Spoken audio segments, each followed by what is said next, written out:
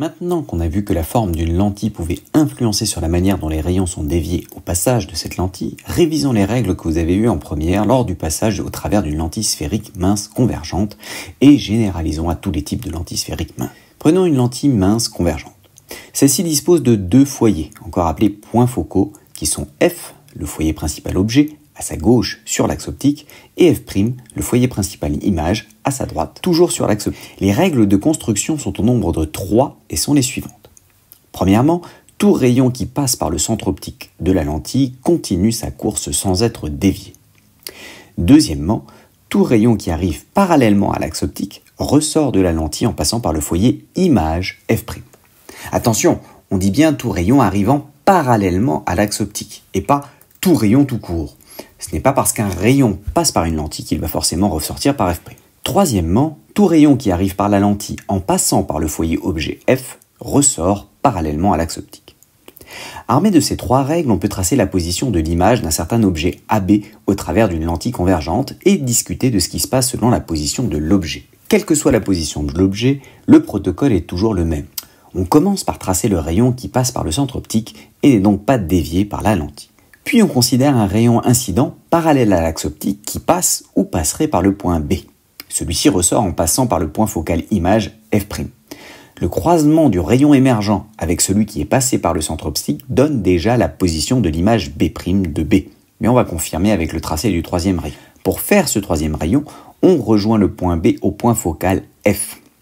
Le rayon en question tape la lentille en un point et en ressort forcément parallèlement à l'axe optique. Ce rayon émergent croise les 2 autres au point B' précédemment trouvé, ce qui confirme le tracé et la position de l'image. Bien sûr, on trouve la position de A' par aplanétisme, c'est-à-dire le fait que l'image d'un objet plan AB perpendiculaire à l'axe optique donne toujours une image plane A'B' perpendiculaire à l'axe optique. En regardant les 4 constructions graphiques précédentes, on remarque que pour un objet réel, c'est-à-dire du côté gauche de la lentille, situé à plus d'une distance focale avant la lentille, l'image est réelle aussi, donc du côté droit de la lentille. Pour un objet réel situé à moins d'une distance focale, soit entre F et le centre optique, alors l'image est virtuelle du côté gauche de la lentille, les rayons émergents semblent en provenir, mais ne se sont pas vraiment croisés à cet endroit. Il n'y a que leur prolongement en pointillé qu'ils sont. Enfin, pour un objet virtuel, tel que la lentille elle-même empêche les rayons qui devraient normalement se croiser en B d'y arriver, quelle que soit sa position, avant ou après F', l'image est toujours réelle. On a traité ici l'exemple d'une lentille convergente, mais les règles précédentes s'appliquent de la même manière pour une lentille divergente. Il faut juste faire attention que l'emplacement des points focaux objet et image sont inversés par rapport au cas convergent. Quelle que soit la position de l'objet, le protocole est toujours le même. On commence par tracer le rayon qui passe par le centre optique et n'est donc pas dévié par la lentille. Puis on considère un rayon incident parallèle à l'axe optique qui passe ou passerait par le point B. Celui-ci ressort forcément en passant par le point focal image F'. Le croisement du rayon émergent avec celui qui est passé par le centre optique donne déjà la position de l'image B' de B, mais on va confirmer avec le tracé du troisième rayon. Pour faire ce troisième rayon, on rejoint le point B au point focal objet F. Le rayon en question tape la lentille en un point et ressort forcément parallèlement à l'axe optique.